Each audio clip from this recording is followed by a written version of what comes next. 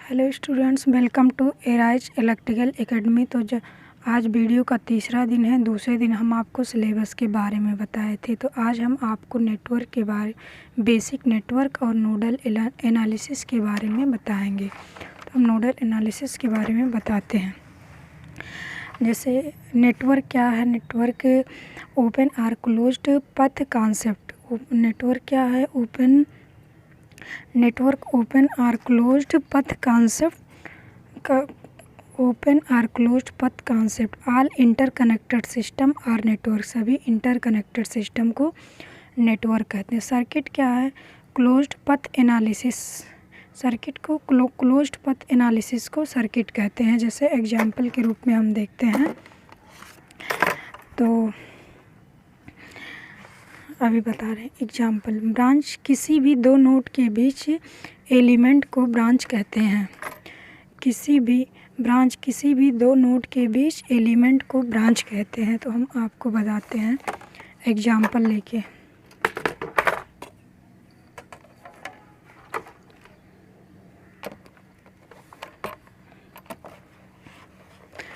Example जैसे ये network है आपका, ये एक नेटवर्क जिसका प्रतिरोध R1 है और मान लेते हैं वोल्टेज सोर्स कोई भी है, और यहाँ पे रेजिस्टेंस R2 है। उसके बाद यहाँ पे रेजिस्टेंस R3 है। एक रेजिस्टेंस मान लेते हैं कोई है R4, और फिर यहाँ पे एक रेजिस्टेंस लगा है, और फिर यहाँ पे एक रेजिस्टेंस लगा है। R4 हो गया, R5 मान लेते हैं, R6 मान लेते हैं।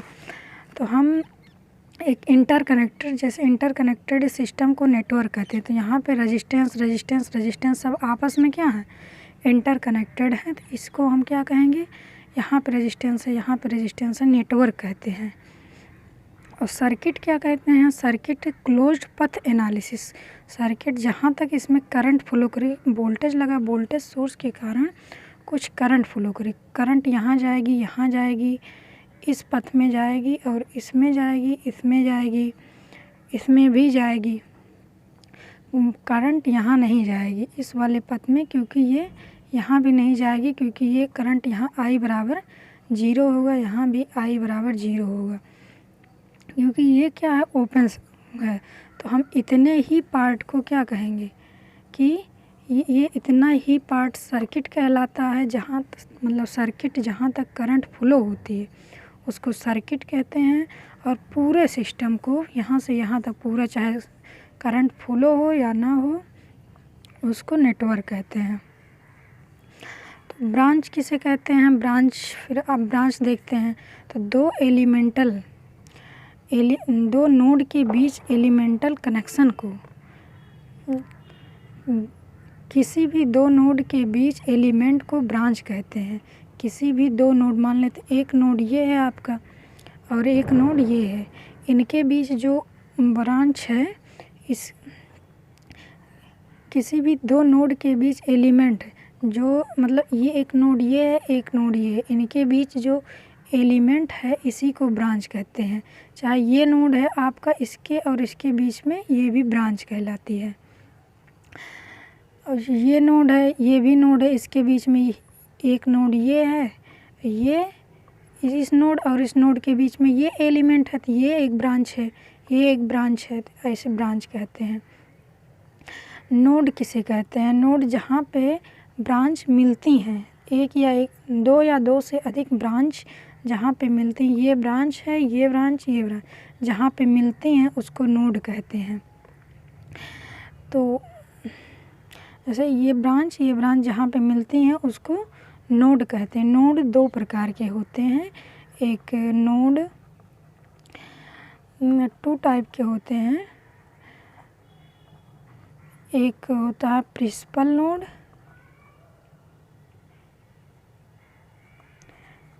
नोड, एक होता है सिंपल नोड। प्रिंसिपल नोड जहाँ पे 3 या 3 से अधिक ब्रांच मिलती हैं, जैसे ये है, ये क्या है आपका? Principal node. और ये क्या है आपका? प्रिंसिपल नोड, यहाँ पे तीन या तीन ब्रांच मिल रही हैं। और ये और ये नोड सब सेम है, एक ब्रांच, दो ब्रांच, तीन ब्रांच, यहाँ पे तीन ब्रांच मिल रही हैं। ये भी क्या है, प्रिंसिपल नोड है। और यहाँ पे देखिए दो ब्रांच मिल रही है, एक ब्रांच ये एलिमेंटल कनेक्शन दो नोड के बीच, और एक ब्रांच ये है एलिमेंटल कनेक्शन एक नोड ये की दोनों के बीच। तो ये वाला जो नोड है इसको सिंपल नोड कहते हैं, सिंपल नोड ये वाला है। और ये वाला, ये 1 2 3, इसमें कितने प्रिंसिपल नोड है, 1 2 3। ये वाला नहीं होगा, यहाँ पे जब करंट इधर, सॉरी ये वाला नहीं होगा। ये अगर यहाँ पे ये कनेक्ट होता सर्किट, तब ये वाला नोड काउंट किया जाता है, प्रिंसिपल नोड होगा। अगर ये ब्रांच ओपन है तो ये वाला सिंपल नोड आएगा, तब ये और ये ब्रांच के बीच हो जाएगा। अगर यहाँ पे आपका मिनट, हम सॉरी मिटा के फिर से बनाते हैं।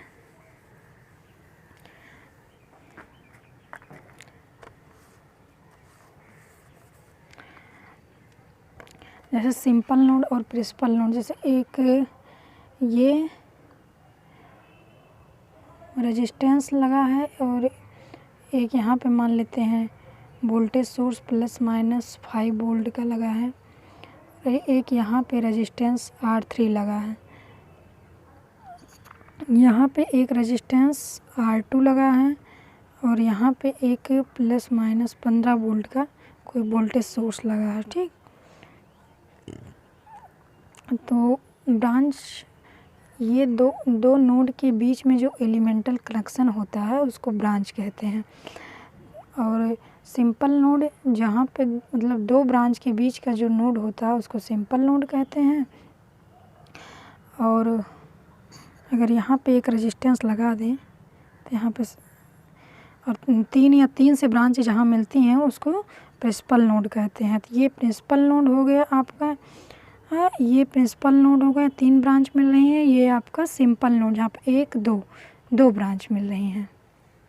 तो ग्राउंड या रेफरेंस नोड एक जहाँ पे ज़्यादा से ज़्यादा ब्रांच मिलती हैं, मतलब वहीं पे क्या करते हैं, एक ग्राउंड या रेफरेंस पॉइंट मान लेते हैं। अब हम आपको यहाँ बता देते हैं किताब में, ब्रांच किसी भी दो नोड के बीच एलिमेंट को ब्रांच कहते हैं, किसी भी दो नोड के बीच एलिमेंट को ब्रांच कहते हैं।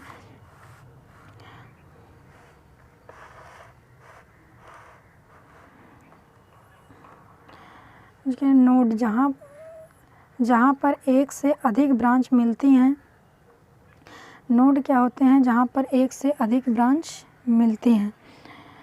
प्रिंसिपल नोड क्या होते हैं, प्रिंसिपल नोड होते हैं जहाँ पे three or more than 3 branch मिलती हैं। ग्राउंड या रेफरेंस पॉइंट, ग्राउंड पे वोल्टेज 0 होता है। Minimum number of KCL equation required, अगर किसी सर्किट में मिनिमम नंबर ऑफ KCL निकालना है, KCL इक्वेशन, तो फार्मूला NP-1 प्रिंसिपल नोड -1 कर देंगे। Minimum number of KVL equation required बराबर B branch minus NP principal node +1 or branch minus simple node +1। उसके बाद है KCL and nodal analysis. Nodal analysis KCL और ओम्स के नियम पर निर्भर करता है। स्टेप है नोडल एनालिसिस का, सबसे पहले हम इसमें बता देते हैं आपको। नोडल एनालिसिस का पहले काउंट प्रिंसिपल नोड, सबसे पहले प्रिंसिपल नोड काउंट करेंगे। Any one principal node ground, एक की प्रिंसिपल नोड को ग्राउंड करेंगे। Node voltage V1 V2 V3 ETC मतलब मानेंगे। Voltage branch and resistance branch में लगे रेजिस्टेंस का LCM लेंगे। करंट सोर्स वाली ब्रांच में LCM से मल्टीप्लाई करेंगे। उसके बाद यदि सेकंड है, यदि कोई नोड वोल्टेज का मान बिना किसी प्रतिरोध के साथ वोल्टेज सोर्स के साथ ग्राउंड से जुड़ा हुआ हो, तब नोड वोल्टेज का मान वोल्टेज सोर्स के मान के बराबर होता है। जैसे ये देखिए वोल्टेज सोर्स है, ग्राउंड के साथ डायरेक्ट नोड से जुड़ा है ये वोल्टेज सोर्स,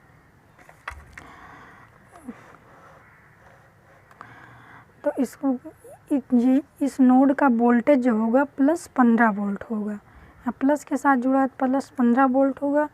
और इस नोड का वोल्टेज जो है ये बिना किसी रेजिस्टेंस, कोई इसके साथ रेजिस्टेंस नहीं है, आइडियल वोल्टेज सोर्स कह देंगे इसको।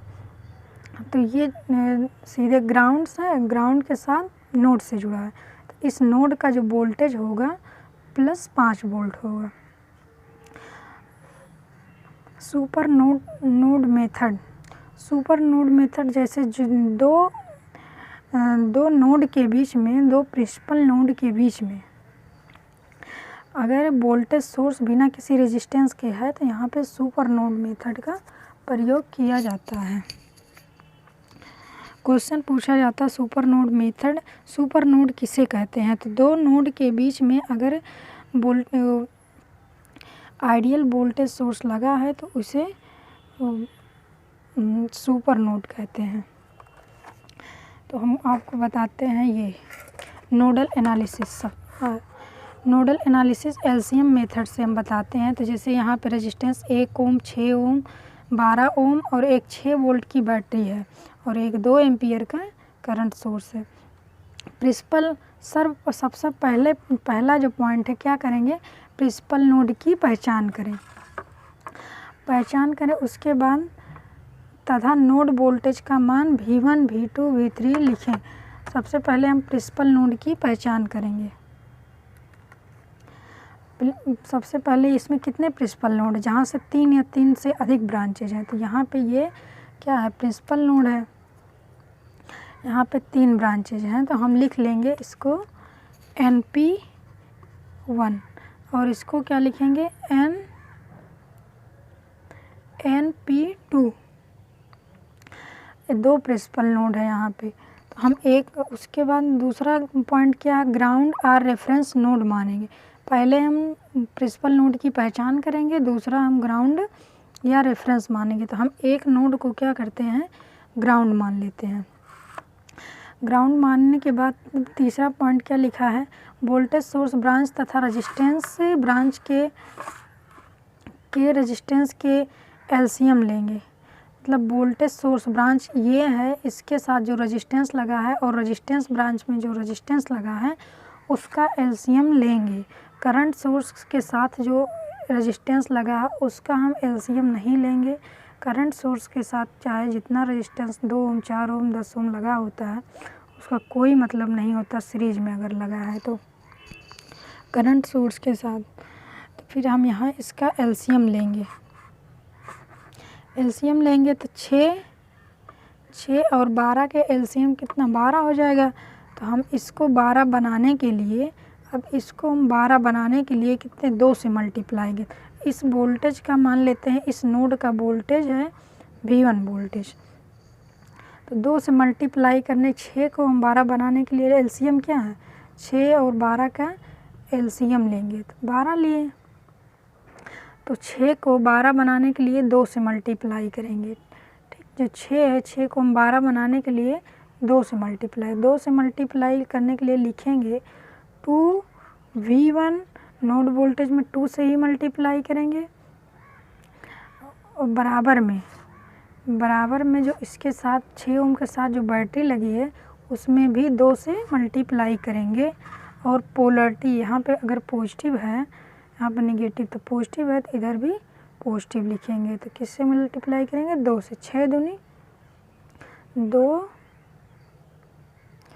2 गुणे 6 लिखेंगे। ठीक, उसके बाद यहाँ पे प्लस लगाएंगे। यहाँ पे कौन सी ब्रांच, एक रजिस्टिव ब्रांच है जो 12 ओम है, तो 12 ओम को 12 बनाने के लिए हम 1 से मल्टीप्लाई करेंगे, तो 1 से मल्टीप्लाई करने के लिए V1 ही लिखेंगे। ठीक है, और करंट ब्रांच है उससे कोई मतलब नहीं। करंट ब्रांच में डायरेक्ट 2 गुणे 6 प्लस करके यहाँ पे पोलरिटी के साथ यहाँ पे प्लस लिख देंगे, यहाँ पे माइनस लिख देंगे। पोलरिटी के साथ एलसीएम से डायरेक्ट मल्टीप्लाई करके लिखेंगे। तो एलसीएम कितना लिए थे हम, 12। 12 और करंट 2 एम्पियर है तो 2 एम्पियर में मल्टीप्लाई करेंगे 12 गुणे 2 तो कितना हो जाए 6 दूनी 12 प्लस 12 2 दूनी 24 और इधर वोल्टेज को जोड़ेंगे 2V1 प्लस 1V1 बराबर 3V1 तो V1 बराबर कितना आएगा 12 3 36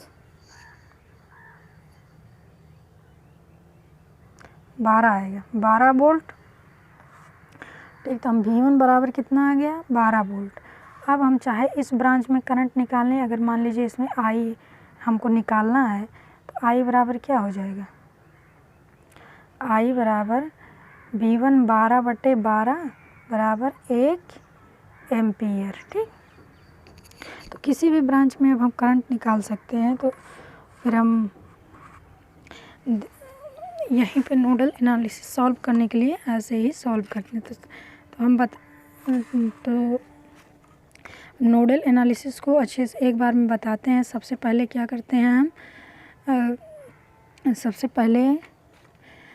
पहले नोडल एनालिसिस एलसीएम मेथड में सबसे पहले प्रिंसिपल नोड को देखेंगे, प्रिंसिपल नोड रिकॉग्नाइज करेंगे, फिर एक प्रिंसिपल नोड को ग्राउंड करेंगे, वोल्टेज सोर्स के साथ लगा रेजिस्टेंस और रजिस्टिव ब्रांच में लगे रेजिस्टेंस का एलसीएम लेंगे। उसके बाद करंट सोर्स के साथ लगे रेजिस्टेंस का कोई मतलब नहीं है, फिर करंट सोर्स की जितनी वैल्यू है एलसीएम से मल्टीप्लाई करके पोलरिटी के साथ हम प्लस देखो 12 गुणे 2 पोलरिटी के साथ लिख लेंगे।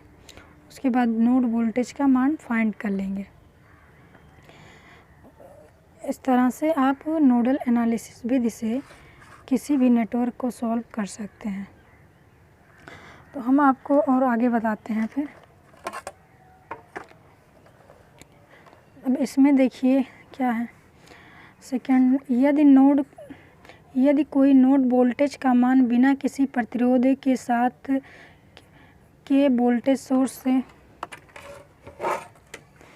यदि किसी नोड वोल्टेज का मान बिना किसी प्रतिरोध के वोल्टेज सोर्स के साथ ग्राउंड से जुड़ा हुआ हो तब नोड वोल्टेज का मान वोल्टेज सोर्स के मान के बराबर होता है। जैसे इसमें ये वोल्टेज सोर्स है बिना किसी प्रतिरोध, यहाँ पे कोई प्रतिरोध नहीं, इसके साथ डायरेक्ट नोड वोल्टेज से जुड़ा है और इधर ग्राउंड से जुड़ा है, तो इस नोड वोल्टेज का मान इसी वोल्टेज सोर्स के बराबर होगा। इसमें देखिए लिखा है V1 बराबर 15 वोल्ट, इस नोड वोल्टेज का मान 15 वोल्ट प्लस 15 वोल्ट ये प्लस से जुड़ा है, और V2 बराबर 5 वोल्ट ये प्लस 5 वोल्ट से जुड़ा है। सुपर नोड मेथड, जब दो नोड के बीच में एक आइडियल वोल्टेज सोर्स जुड़ा होता है तो इसको सुपर नोड कहते हैं।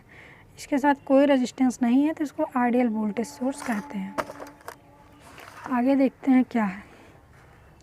Ideal voltage source between to node, दोनों में से कोई भी नोड ग्राउंड ना हो तब सुपर नोड कॉन्सेप्ट यूज करते हैं, और दोनों में से कोई भी नोड ग्राउंड ना हो। ग्राउंड ना होने का मतलब ये नोड यहाँ पे कोई जीरो ना हो और यहाँ पे कोई जीरो ना हो, तब सुपर नोड मेथड लगाते हैं। मेश आर लूप,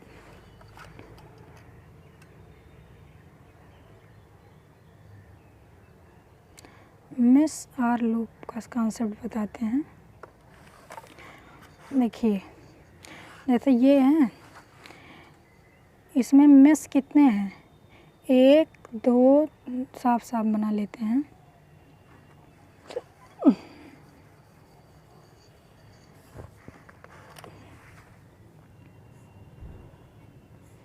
एक 2 3, एक रेजिस्टेंस जोड़ लो, 2 रेजिस्टेंस जोड़ लो, यहाँ पे कोई वोल्टेज सोर्स मान लेते हैं और यहाँ पे कोई करंट सोर्स मान लेते हैं। ठीक, R1 इसकी value R2 R3 R4 R5 कुछ भी मान लीजिए, ऐसे वोल्टेज है।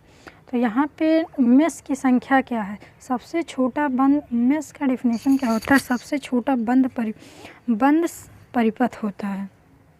इसमें सबसे छोटा बंद परिपथ क्या है, ये है 1 2 3, ये छोटे छोटे बंद परिपथ हैं, परंतु सभी मेश लूप होते हैं।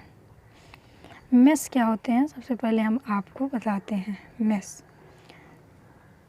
मेस होता है जैसे A B C D E F G H।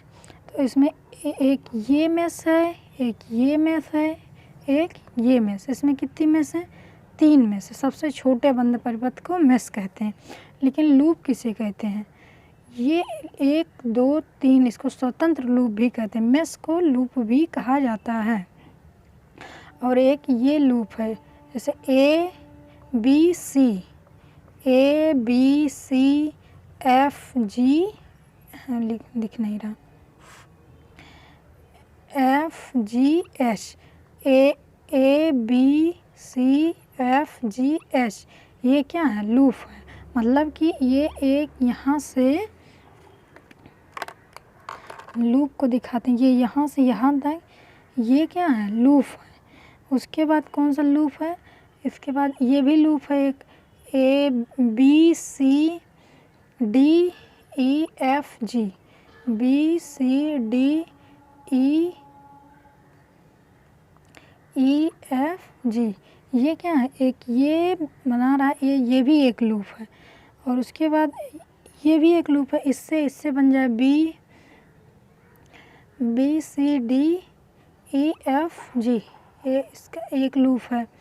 उसके बाद ये जो सिंगल लूप है B C D F, और ये एक सिंगल मेस को भी लूप कह सकते हैं, लेकिन लूप को मेस नहीं कह सकते क्योंकि लूप ये दो उसमें चला जा रहा खाने में। मान लो एक घर है, 2 घर में, एक घर में इसको लूप कहते हैं। ये घर 2 घर मिला के एक लूप कह दिए, तीनों घर मिला के एक लूप कह दिए। लेकिन एक मेस जो कहेंगे केवल एक कमरा सिंगल कमरा को मेस कहते हैं। हमको डिफिनीशन बताते हैं इसकी। मेस सबसे छोटा बंद परिपथ होता है। सभी मेस लूप होते हैं, परंतु सभी लूप मेस नहीं होते हैं। सभी जो मेस हैं, देखिए ये मेस है, ये मेस है, ये लूप भी है। इसको लूप भी काउंट किया जाएगा। जैसे 1 2 3 मेस की संख्या कितनी है? 3 है। लेकिन लूप कितने? 1 2 3। इसके बाद ये बन गया 4, ठीक, ये बन गया 4, ये बन गया 5, ये पूरा वाला एक और हो गया 6 लूप। तो लूप की संख्या तो यही लिखा है, सदैव लूप की संख्या मेस की संख्या से अधिक होती है जब मेस की संख्या 1 से अधिक हो। जब मेस की संख्या 1 से अधिक, जब मेस 1 रहेगा तो लूप बनेगा कहाँ? और तो 1 से मेस की संख्या 1 से अधिक हो। उसके बाद KCL आते हैं। KCL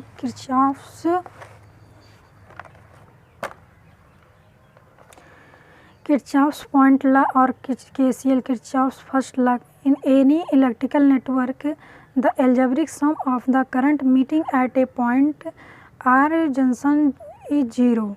मतलब कहते हैं कि किसी भी पॉइंट पे, जैसे इसको मिटा देते हैं अब हम,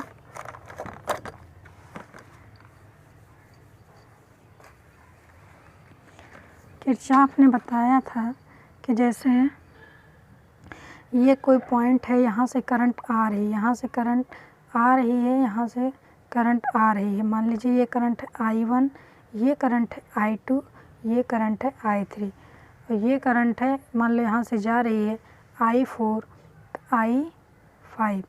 तो किसी नोड पे करंट जो इन आती हैं और जाती हैं, वो क्या होती हैं? बराबर होती हैं। ये I1 plus I2 plus I3 बराबर I4 प्लस ये वाली जो है I5 है, कहाँ गई? I5 मान लो जा रही बाहर, प्लस I5। मतलब एंटरिंग करंट लीविंग करंट का क्या होती है? आपस में इक्वल होती है। जितनी करंट आएगी उतनी करंट जाएगी। कंजर्वेशन ऑफ चार्ज, जो KCL होता है, कंजर्वेशन ऑफ चार्ज, कहीं लॉस नहीं हो रहा, उसमें जितनी चार्ज आया उतना चार्ज ही चला गया। तो किरचॉफ मेस लॉ या KVL या किरचॉफ का सेकेंड लॉ भी कहते हैं। ये क्या है? Energy conservation. Energy conservation, the algebraic sum of the product of current and resistance in each of the conductor in any closed path or mesh in a network plus the algebraic sum of the EMF in that path is 0। मतलब है जो किसी भी बंद परिपथ में, जैसे यहाँ रजिस्टेंस लगा है, यहाँ पे कोई ये वोल्टेज सोर्स लगा है V वोल्ट का, ठीक, और यहाँ पे कोई रेजिस्टेंस लगा है, उसके बाद इसमें करंट कितना I फ्लो कर रही है, I इसका वैल्यू है R1 R2। तो यहाँ पे जो वोल्टेज ड्रॉप होगा और यहाँ पे जो EMF है उसका सम, एल्जेब्रिक सम 0 होता है। एल्जेब्रिक सम का मतलब होता है प्लस और माइनस के साथ में। Super mesh analysis, current source between two, उधर था सुपर नोड एनालिसिस और यहाँ पे है super mesh analysis. Super node जब voltage source, ideal voltage source दो नोड के बीच में होता है तो सुपर मेश होता है, लेकिन जब दो लूप के बीच में, दो मेश के बीच में करंट सोर्स लगा होता है तो वहाँ पे सुपर मेश होता है।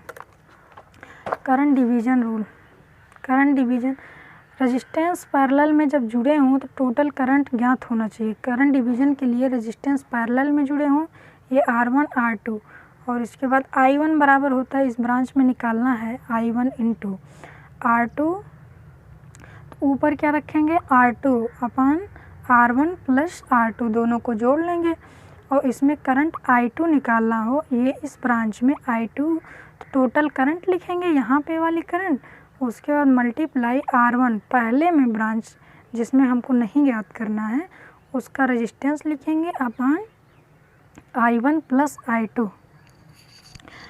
करंट डिवीजन, उसके बाद है कंडक्टेंस मेथड। कंडक्टेंस मेथड में I1 अगर करंट इसमें निकालना है तो G1 को ही ऊपर लिखेंगे, और रेजिस्टेंस मेथड में R2 को लिखते हैं लेकिन इसमें G1 को ऊपर लिखेंगे। जैसे I1 में निकालना है तो I into G1 upon G1 plus G2, I2 equal to I into G2 upon G1 plus G2। से क्वेश्चन फाइंड I1, अगर इस तरह से क्वेश्चन दिया है, कई ठो पैरेलल पता है R1 R2 R3 dot dot, तो इसको हमेशा कंडक्टेंस मेथड से ही फाइंड कर पाएंगे। तो जैसे I1 यहाँ पे कितना, I1 इसमें निकालना है तो टोटल करंट I1 अपान R1 कंडक्टेंस लिखेंगे, फिर 1 अपान R1 प्लस 1 अपान R2 प्लस 1 अपान R3। समांतर में अधिक प्रतिरोध जुड़े हों तब कंडक्टेंस फार्मूला प्रेफर्ड करते हैं। हम यहाँ पे आपको current division end voltage division applicable हुए आर वन सोर्स कनेक्टेड, केवल वन सोर्स हो तो कॉन्सेप्ट ऑफ सोर्स और सिंक यहाँ पे बताते हैं हम। सोर्स जहाँ से पॉजिटिव से अगर करंट निकल रही है तो यहाँ पे देखिए पॉजिटिव से करंट निकल रही है तो इसको सोर्स कहते हैं, और यहाँ पे पॉजिटिव से करंट इंटर कर रही है तो इसको सिंक कहते हैं, मतलब पावर एब्जॉर्ब कर रहा है, यहाँ पे पावर डिलीवर कर रहा है। ये है करंट सोर्स। यहाँ पे देखिए पॉजिटिव से करंट आउट हो रही थी, ये है करंट सोर्स, लेकिन यहाँ पे जो है करंट क्या हो, एब्जॉर्ब कर रहा है, अंदर पॉजिटिव से ले रहा, तो इसको कहते हैं सिंक कहते हैं, पावर एब्जॉर्ब कर रहा है। रिडंडेंट थ्योरम क्या होती है, जैसे करंट सोर्स के साथ रेजिस्टेंस लगा देते हैं सीरीज में, अगर कोई भी रेजिस्टेंस लगा हो कितना भी ओम का तो वो क्या होता है, कोई वोल्टेज सोर्स भी लगा हो तो उसको भी हटा सकते हैं, उसका कोई मतलब नहीं होता है। तो उसको इस तरह, जैसे ये रेजिस्टेंस लगा है इसको हटा के अगर ऐसे भी लिख दोगे तो ये इसके इक्वली है। या तो ये देखिए करंट सोर्स के साथ अगर वोल्टेज सोर्स भी लगा है तो इसको हटा दीजिए आप, इस तरह से अगर सर्किट, इतनी सर्किट को इस तरह से बन जाए तो कोई सेम रिजल्ट्स आएंगे। अब फिर दूसरा है ये वोल्टेज सोर्स। वोल्टेज सोर्स के साथ अगर पैरेलल में कोई भी रेजिस्टेंस लगा हो, 20 ओम 40 ओम 100 ओम, कोई सर्किट में कोई चेंज नहीं आता है, इसको आप हटा सकते हैं, निगलेक्ट रहता है, यहाँ पे ऐसे भी सर्किट बना सकते हैं। Source transformation technique, source transformation voltage source के साथ अगर रेजिस्टेंस लगा होता है सीरीज में, तो उसको करंट सोर्स के साथ पैरेलल में रेजिस्टेंस को लगा के और ये V बाई R को करंट के बराबर कर देते हैं। तो ऐसे ही सेम यहाँ पे पोलरिटी देखते हैं, अगर यहाँ पे प्लस प्लस है तो यहाँ पे ऊपर प्लस, यहाँ नीचे प्लस रहेगा, यहाँ पे माइनस प्लस है तो यहाँ पे minus plus. Thank you guys. कल हम आपको बताएंगे डिपेंडेंट सोर्स के बारे में, डिपेंडेंट सोर्स के बारे में। और जैसे डिपेंडेंट सोर्स 4 टाइप के होते हैं, डिपेंडेंट सोर्स के बारे में बताएंगे और उसके बाद फिर पढ़ाएंगे थ्योरम्स। तो थैंक यू गाइज। वीडियो को लाइक कीजिए, शेयर कीजिए और उसको पढ़िए अच्छे से। यहाँ पे आपको कंप्लीट वीडियो कंप्लीट बहुत अच्छे से गाइडेंस मिलेगा। अभी नया स्टार्ट हुआ है तो उतना अच्छा नहीं बन पा रहा, धीरे धीरे हम अच्छा बनाएंगे। Thank you guys.